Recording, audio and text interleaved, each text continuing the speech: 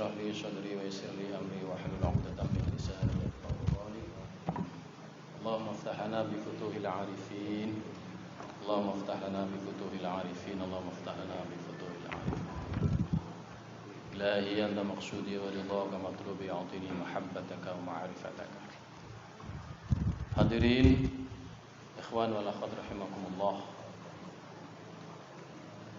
Alhamdulillah, sampai pada malam hari ini kita masih diberi kesempatan lagi oleh Allah Subhanahu wa taala untuk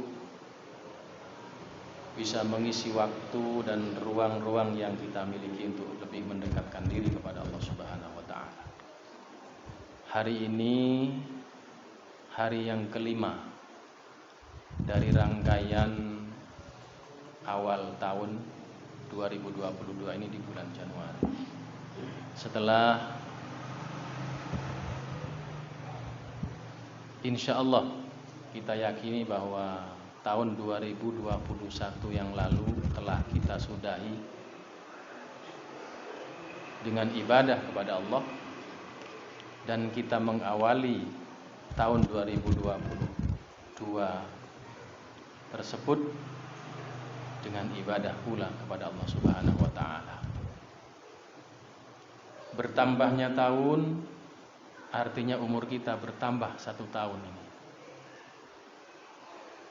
yang sesungguhnya pada hakikatnya adalah semakin berkurangnya kesempatan kita untuk mendekatkan diri kepada Allah. Oleh karena itu, muhasabah itu sudah seyogyanya terus kita lakukan. Apakah hari kemarin itu lebih baik dari hari sebelumnya? Apakah hari kemarin itu atau hari ini lebih baik daripada hari kemarin? Ataukah hari ini sama dengan hari kemarin? Itu menjadi terus-menerus kita coba renung dan kita hitung-hitung. Itu namanya muhasabah. Karena Nabi menyampaikan yang pertama, barang siapa yang hari ini mangkana yaumuhu mithlu amsihi fahuwa maghbunun. Barang siapa hari ini sama dengan hari kemarin, itu tandanya orang tertipu. Wa man kana yaumuhu syarrum min amsihi, barang siapa yang hari ini lebih jelek daripada hari kemarin, fahuwa khasirun, maka orang itu yang rugi. Wa man kana yaumuhu khairum min amsihi, barang siapa yang hari ini lebih baik daripada hari kemarin, fahuwa rabihun, itulah orang yang beruntung. Maka hadirin ikhwan wal akhwat rahimakumullah, kira-kira dari 3 hal ini kita ini termasuk yang tertipu, yang rugi, atau yang untung? Nah, inilah muhasabah. Inilah muhasabah. Orang-orang yang beriman, sebagaimana dijelaskan di dalam Al-Quran, mereka itu enggan kehilangan momentum sedetik pun, dia enggan kehilangan kesempatan yang sangat baik yang dia miliki itu, kecuali dia isi dengan amal soleh. Siapa orang-orang yang beriman itu? Orang-orang yang beriman adalah orang yang selalu berzikir kepada Allah Subhanahu wa taala.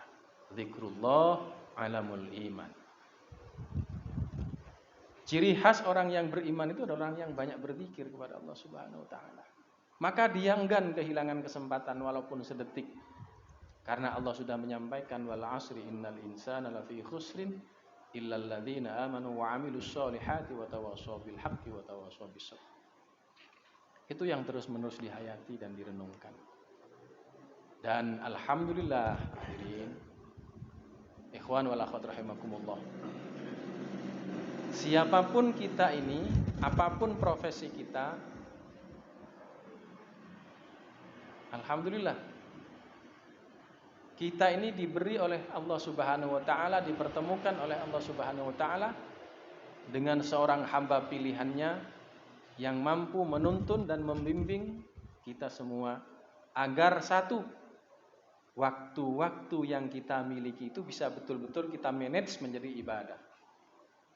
Tempat-tempat di mana kita berada itu kita bisa pergunakan untuk menjadi tempat beribadah kepada Allah Subhanahu wa taala. Alhamdulillah kita dipertemukan dengan hamba Allah yang mampu membimbing kita seperti itu. Dimanapun kita berada, di situ kita bisa beribadah. Di situ kita bisa mendekatkan diri kepada Allah. Kapanpun waktu yang kita miliki, dimanapun kita bisa mendekatkan diri kepada Allah. Dengan cara apa bisa melakukan hal tersebut? Tentu saja dengan berzikir kepada Allah Subhanahu wa taala. Zikir ini adalah segala-galanya. Zikir ini adalah segala-galanya. Saking agungnya zikir itu, Allah mengabadikan di dalam Al-Qur'an, wala dzikrullahi akbar. Sungguh berzikir kepada Allah itu akbar. Kedudukannya itu lebih besar, paling besar, terbesar dibanding dengan ibadah-ibadah yang lainnya. Karena ketika zikir itu dihubungkan dengan ibadah-ibadah yang beraneka ragam jenis dan macamnya itu, maka zikir itu adalah ruhnya. Sesuatu kalau tidak ada ruhnya berarti sesuatu itu mati. Sebagai bukti bahwa sesuatu itu hidup kalau di dalamnya ada ruhnya. Ibadah itu juga begitu, akan tinggi bobotnya, akan mahal kualitasnya kalau di situ hidup, ada ruhnya. Tandanya bahwa itu adalah hidup, ada ruhnya. Dan zikir itu adalah ruhul ibadah, ruhnya ibadah. Rasulullah Shallallahu Alaihi Wasallam menyampaikan dalam salah satu sabdanya, khairun nas man tala umruhu wa hasuna amaluhu. Sebaik-baik manusia adalah orang yang panjang umurnya, bagus amalnya. Orang-orang yang telah mengamalkan zikirullah, yang diperolehnya dengan cara talqin min syaikhil mursyid, maka orang tersebut telah dituntun hidupnya untuk menjadi orang yang terus panjang umur, bagus amalnya. Betapa tidak hadirin, duduk kita hati ingat kepada Allah. Tatkala kita berdiri, hati kita dituntun untuk agar tetap ingat kepada Allah. Bahkan tatkala kita sedang berbaring sekalipun, hati akan tetap terbimbing untuk bisa senantiasa ingat hadir kepada Allah Subhanahu wa taala. Yang bisa menghadirkan hati untuk terus-menerus ingat kepada Allah itu tidak lain adalah seorang yang memiliki kapasitas menghidupkan hati orang yang masih mati. Dialah Syekhul Mursyid. Alaikum bimujalasatil ulama wastima'i kalamil hukama. Jadilah kalian orang yang senantiasa mendengarkan fatwa-fatwanya orang-orang yang ahli hikmah. Jadilah kalian orang yang selalu ada di dalam majlisnya ulama yang arif billah. Sebab mereka itulah memiliki kelebihan yang diberikan oleh Allah Subhanahu wa taala, mampu menghidupkan hatinya orang yang masih mati. Orang yang hatinya masih mati, laksana Allah menurunkan hujan lebat di tengah-tengah tanah yang tandus, kering kerontang. Maka kemudian tanah itu menjadi berubah menjadi subur yang mampu menumbuhkan berbagai tanaman yang ada di tengah-tengahnya itu. Siapa orang yang ahli hikmah itu? Siapa ulama yang ma'rifat itu? Tidak ada lagi kalau bukan seorang mursyid. Maka berbahagialah orang-orang yang telah dipertemukan oleh Allah Subhanahu wa taala dengan seorang mursyid. Karena Allah menyampaikan may yahdillahu fa huwal muhtad wa may yudlil falan tajid lahu waliyyan mursyida. Barang siapa yang diberi hidayah oleh Allah Subhanahu wa taala, Maka Allah pertemukan orang itu dengan petunjuknya. Dipertemukan dengan orang yang mampu membimbing. Tetapi orang yang tidak mendapatkan hidayah, artinya orang itu sesat, maka orang itu falan tajida lahu waliyyan mursyida, tidak akan pernah bertemu dengan seorang wali mursyid. Alhamdulillah, ternyata siapapun kita, apapun profesi kita, Allah menentukan kita, menakdirkan kita bertemu dengan seorang mursyid yang mampu menghidupkan hati kita yang tadinya masih mati. Di dalam kitab Arba'un Nawawi, Allah Subhanahu wa taala berfirman dalam hadis qudsi, "Ya ibadi, kullukum dhallun illa man hadaituhu, fastahduni ahdikum." Wahai hamba-hambaku, kalian semua ini sesat, illa kecuali man hadaitu, orang yang aku beri petunjuk, aku yang beri hidayah. Fastahduni, maka mintalah kalian petunjuk kepadaku. Ahdikum, niscaya aku akan memberikan petunjuk kepada kalian. Ikhwan wal akhwat rahimakumullah, dalam beberapa kajian kitab atau beberapa referensi yang pernah saya tahu, hidayah itu setidak-tidaknya kita bisa mengenal dua. Yang pertama, hidayatul khalqi, hidayah yang diturunkan Allah Subhanahu wa taala seiring dengan Allah menciptakan kita. Seperti Rasulullah pernah menyampaikan, kullu mauludin yuladu 'alal fitrah, setiap anak cucu Adam ini lahir ke dunia ini dalam keadaan fitrah. Fitrahnya ini namanya hidayah. Setiap orang yang lahir dia telah membawa kefitrahannya, yaitu membawa iman, tauhid. Kemudian pada tahapan berikutnya di alam dunia ini, fa'abawahu, kedua orang tuanya lah, yuhawwidanihi au yumajjisani au yunassirani au yumajjisani. Kedua orang tua itulah yang kemudian, apakah orang yang tadinya bertauhid la ilaha illallah itu berubah menjadi Nasrani, menjadi Majusi, menjadi Yahudi? Ini letak pertama adalah kedua orang tuanya.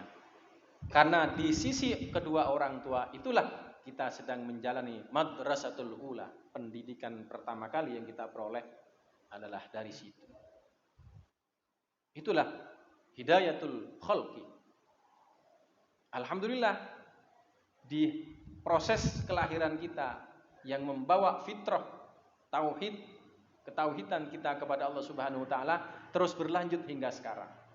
Dan kemudian ada hidayah yang kedua yang tiba kepada kita, yaitu hidayatul irsyad.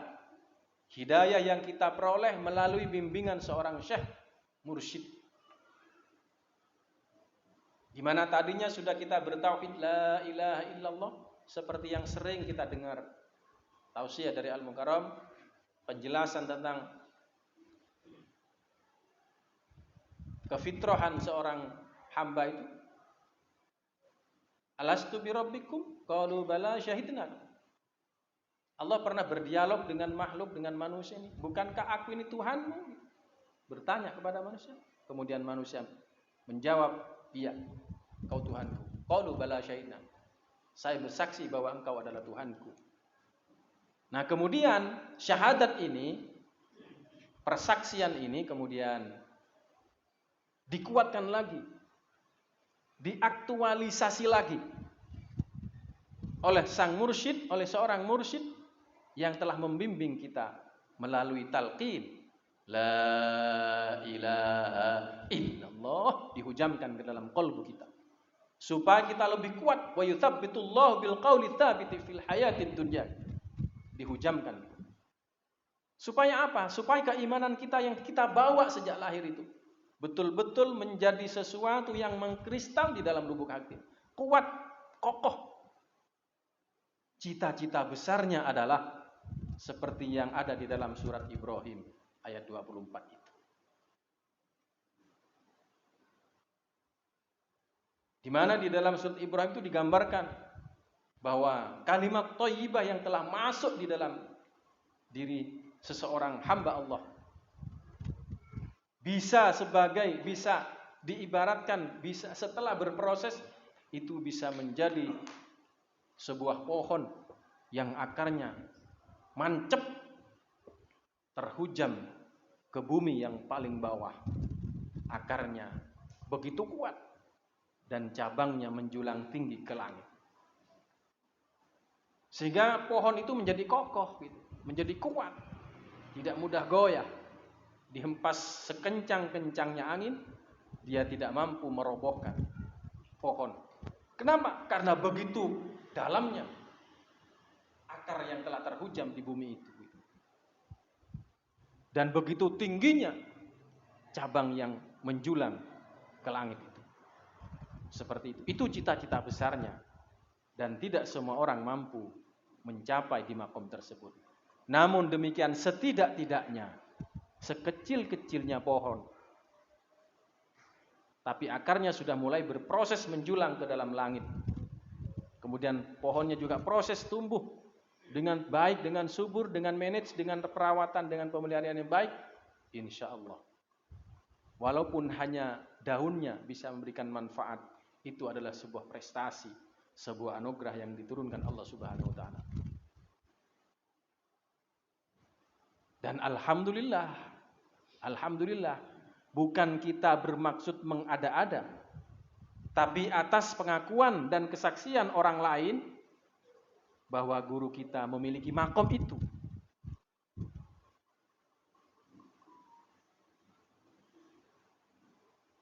Seperti yang sudah viral di lingkungan kita, YouTube, bahwa orang yang mampu meneruskan amaliyah, mampu meneruskan, mengamalkan, melestarikan amaliyah TKN Pondok Pesantren Suryalaya adalah orang yang dzikirnya, akarnya telah terhujam ke bumi yang paling dalam, cabangnya telah menjulang tinggi ke langit paling tinggi. Dan itu adalah orang Surabaya. Katanya di YouTube seperti itu, atas kesaksiannya ini mendengar langsung dari Hadratus Syekh Ahmad Shahibul Wafa Tajul Arifin. Sebagai murid, tidak ada kata yang patut bagi kita untuk menyikapinya kecuali harus yakin seyakin-yakinnya akan pernyataan itu.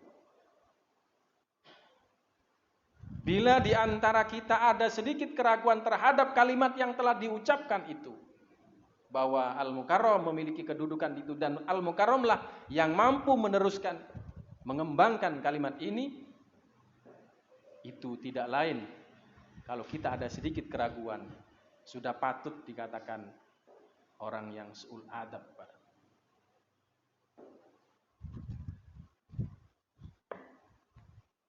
Itulah zikir, hidayatul irsyad. Alhamdulillah, kita posisinya sesat, kita bertemu dengan mursyid, akhirnya diluruskan kembali. Kembali ke jalan yang semestinya harus dilalui oleh seorang mukmin. Maka Nabi mengatakan, tidak dikatakan orang itu beriman kepada Allah kalau hatinya tidak lurus. Tidak dikatakan lurus seorang itu kalau lisannya juga tidak lurus. Maka semua ini akan terproses bila di dalamnya senantiasa hadir, terpancar oleh cahayanya yang mampu menyinari relung-relung kehidupan kita dimanapun kita berada. Maka kemudian fastahduni ahdikum. Alhamdulillah kita sudah mendapatkan hidayah itu. Ya ibadi, kata Allah, kullukum ja'i'un. Wahai hambaku, kullukum, kalian itu, tiap-tiap dari kalian itu, ja'i'un, lapar. Illa man at'amtuhu, kecuali orang yang aku beri makanan. Fastat'imuni ut'imkum, maka mintalah kalian kepadaku makanan. Ut'imukum, niscaya aku akan beri kamu makanan. Apa maksudnya hadirin? Di dalam manaqib Sultanul Aulia Syekh Abdul Qadir Al-Jailani, beliau menyatakan dalam salah satu manaqibnya, biar seorang mursyid itu ada di barat, muridnya ada di timur. Andai kata muridnya itu tersingkap auratnya, maka gurulah yang menutupi aurat itu. Bahkan sebagai garansi terhadap murid-muridnya, andai kata ada murid-muridnya masuk ke dalam neraka, maka syekh itulah yang memberikan garansi di depan pintu neraka akan menghadang, mengeluarkan murid-muridnya itu untuk dimasukkan ke dalam surga Allah Subhanahu wa taala. Ini Al-Mukarram sering menyatakan, tidak perlu nunggu di akhirat untuk menyelamatkan murid-muridnya itu dari api neraka. Maka di pondok itulah kita sudah langsung terselamatkan dengan ditalkin 2 zikir kalimat la ilaha illallah dan ismudzat. Kata Al-Mukarram, belum berpindah dari tempat duduknya, semua dosa telah diampuni oleh Allah Subhanahu wa taala. 1 kalimat la ilaha illallah itu mampu menebus 4.000 dosa besar. Talqin yang diberikan pertama kali 3 kalimat la ilaha illallah, 12.000 terbebaskan. Ketika seseorang ditalqin oleh Syekhul Mursyid, sesungguhnya pada hakikatnya orang itu dibawa di sisi Allah. Maka ketika sudah ada di sisi Allah, semua persoalan-persoalan dalam kehidupan kita selesai urusannya. Kata Al-Mukarram, mau banyak punya dosa seluas langit, seluas bumi, maka diampuni pula dosanya seluas langit dan seluas bumi itu. Itulah kalimat la ilaha illallah yang dihujamkan oleh Syekhul Mursyid ke dalam dada, ke dalam qalbu para murid-muridnya. Orang-orang yang sudah tertutupi auratnya itu sudah bukan lagi kekurangannya yang tampak, tapi keindahan dan kelebihan-kelebihannya yang bisa memberikan manfaat kepada halayak. Itu luar biasanya tuh. Maka kullukum ja'un illa man at'amtuhu. Sehingga bagi kita sesama ikhwan, sesama orang yang beriman kepada Allah, seyogyanya kita patut untuk saling tolong menolong. Karena Nabi menyampaikan, man satara musliman satarallahu fid dunya wal akhirah. Barang siapa yang menutupi aib sesama muslim, satarallahu fid dunya wal akhirah, maka Allah akan menutupinya terhadap aib-aib dirinya kelak di dunia dan kelak di akhirat. Yang mampu mengimplementasikan hadis ini, insya Allah saya berkeyakinan orang-orang yang istiqomah dalam berzikir kepada Allah Subhanahu wa taala. Karena bagi orang yang istiqomah dalam mengamalkan zikir, pancaran cahaya Tuhan selalu menaunginya, selalu menyinarinya, selalu menyertainya. Maka hampir ruang-ruang untuk melakukan perbuatan yang tidak baik itu tertutup baginya itu. Hampir-hampir seperti itu. Sehingga ada orang lain yang patut ditolong, kita langsung terpanggil untuk menolong dan membantu.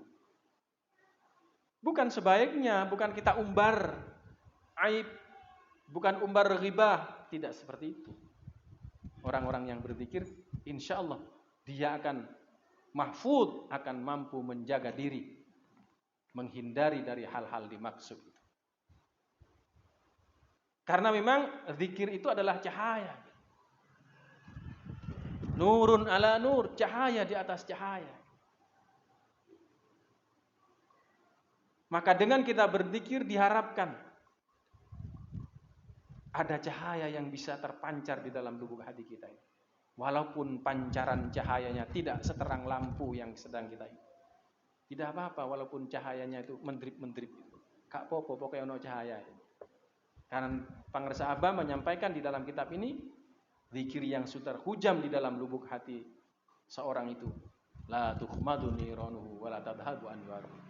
Bara apinya tidak akan pernah hilang, tidak akan pernah padam. Begitu juga cahayanya tidak akan pernah sirna. Tidak akan pernah itu. Maka bukan sesuatu yang aneh kalau kemudian kita tiba-tiba mengamalkan lama sekali. Istiqomah sudah puluh-puluh tahun, tiba-tiba hilang begitu saja. Wis gak ono riwayati seakan-akan begitu.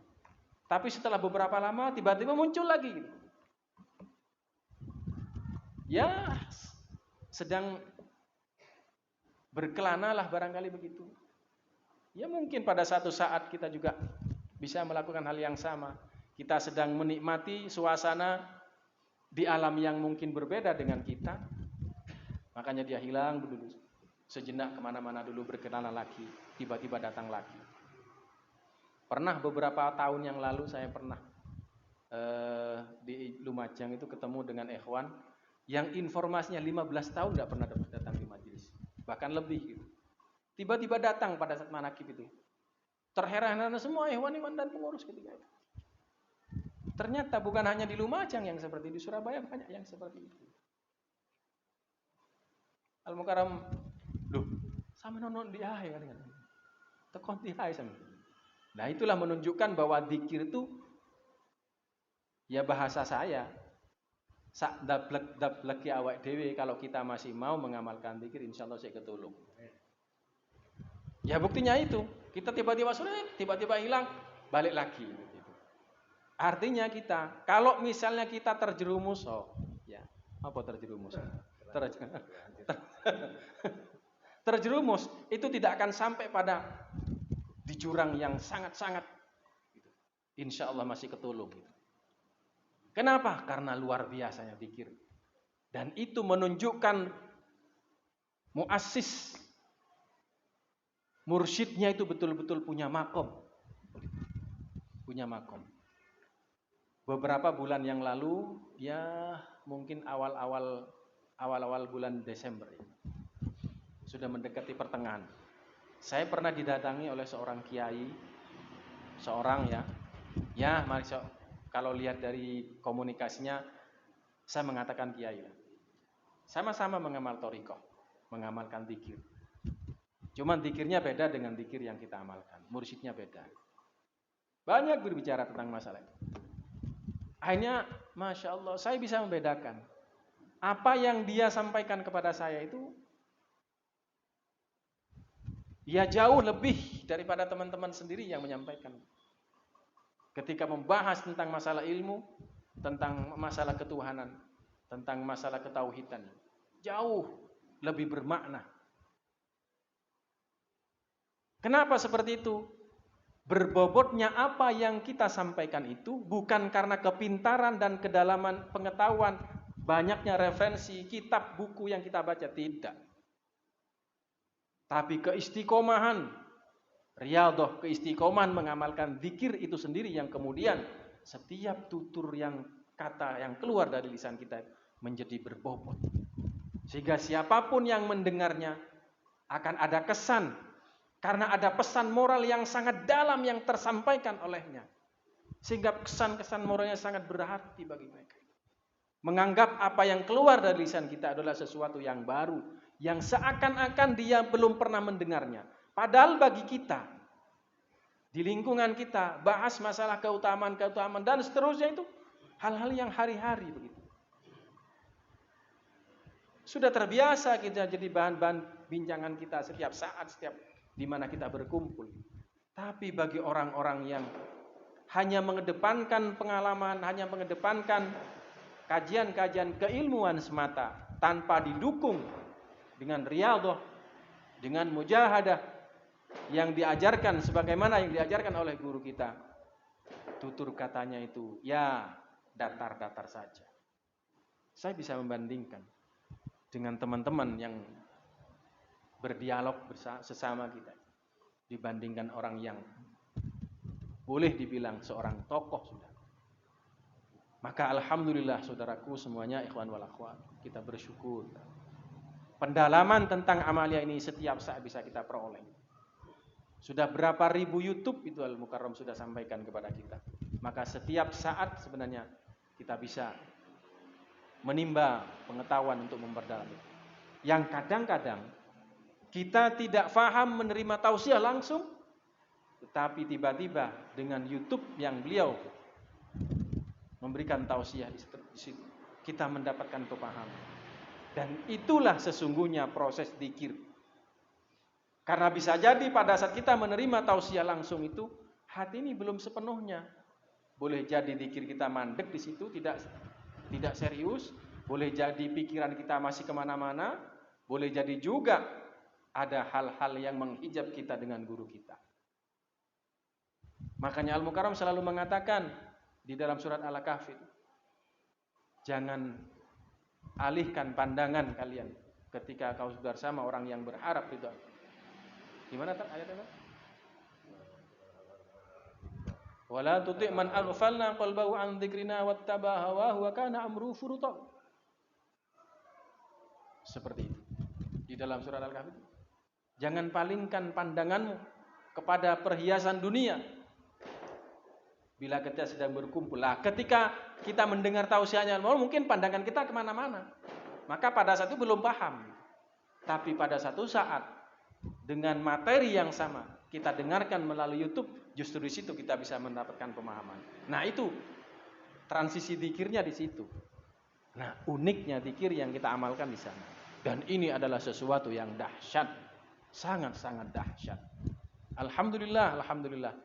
Dengan segala keterbatasan dan kemampuan yang kita miliki, insya Allah kita akan terus bersama dengan beliau, insya Allah. Yakinlah bahwa beliau, guru kita, tidak akan pernah meninggalkan kita barang sedetik pun. Maka kemudian jika kita bertanya sejauh mana perhatian Allah kepada kita, jawabannya sejauh mana perhatian kita kepada Allah. Sejauh mana perhatian guru kepada kita, jawabannya adalah sejauh mana perhatian kita kepada guru. Itu jawabannya. Oleh karena itu, keraguan-keraguan itulah yang menjadi hijab yang tebal. Saya merasakan sekali 8 tahun itu terhijab oleh hal tersebut. Maka alhamdulillah saya berkumpul dengan orang-orang yang istiqomah di tempat ini. Ada Ustadz Slamet, ada Pak Hardi, ada Pak Haji Yoyo, ada Pak Haji Kirman. Ada siapa lagi? Ada Kiai Mastur. Ada orang-orang 7 itu yang setiap saat setelah melaksanakan khataman, mereka yang membriefing kita. Walaupun kadang-kadang kita sedikit pun tidak bisa menerima argumentasi-argumentasi yang mereka sampaikan. Tapi Allah Subhanahu wa taala pada saatnya memang menantikan waktu yang tepat untuk memberikan pemahaman itu agar agar keraguan-raguan itu bisa gugur dengan sendirinya. Isyarah menuju keyakinan itu dapat saya peroleh interval kurun waktu 8 tahun itu. Begitu juga pengalaman-pengalaman di antara kita, ikhwan wal akhwat. Pasti ada pengalaman-pengalaman menarik yang itu adalah sebuah kenangan yang memiliki makna dalam perjalanan kita mengamalkan Thariqah Qadiriyah Naqsyabandiyah, Pondok Pesantren Suryalaya itu. Yang pada saatnya itu akan menjadi sejarah tersendiri bagi kita. Semuanya akan melalui proses-proses yang antara satu dengan yang lain. Pengalaman-pengalaman spiritualnya memang mungkin saja berbeda. Tetapi yang tidak boleh berbeda adalah proses amaliyahnya ini harus satu. Zikirnya harus 165, tata caranya seperti waktu kita ditalkin. Begitu juga zikir khafinya harus tepat seperti itu, dan itu yang tidak boleh berbeda. Harus sesuai dengan tuntunan mursyid sebagaimana yang disampaikan pada saat kita ditalkin. Mudah-mudahan sedikit yang saya sampaikan ada manfaat. Mohon maaf bila ada sesuatu yang kurang berkenan. Bismillahirrahmanirrahim. Alhamdulillahirabbil alamin. Allahumma aftah lana abwabal khair. Allahumma aftah lana abwabal rahmah. Allahumma aftah lana abwaban ni'mah. Allahumma aftah lana abwabal maghfirah. Allahumma aftah lana abwabas sa'adah. Allahumma aftah lana abwabal jannah. Ya mufattihal abwab, ya musabbibal asbab, ya dalilal mutakhayyirin, ya muqallibal qulub wal absar, ya ghiyathal mustaghithin, aghithna. Rabbana iftah bainana baina qaumina bil haqqi wa anta khairul fatihin. Rabbana anzilna munzalan mubarakan wa anta khairul munzilin. واعتصموا بحبل الله ربنا آتنا في الدنيا حسنة وفي الآخرة حسنة وقنا عذاب النار وصلى الله على خير خلق سيدنا محمد وعلى آله وصحبه وسلم والحمد لله رب العالمين ببركة مرشدنا وببركة المكرم الفاتحة بسم الله الرحمن الرحيم الحمد لله رب العالمين الرحمن الرحيم مالك يوم الدين إياك نعبد وإياك نستعين الصراط المستقيم صراط الذين أنعمت عليهم غير المغضوب عليهم ولا الضالين آمين السلام عليكم ورحمة الله وبركاته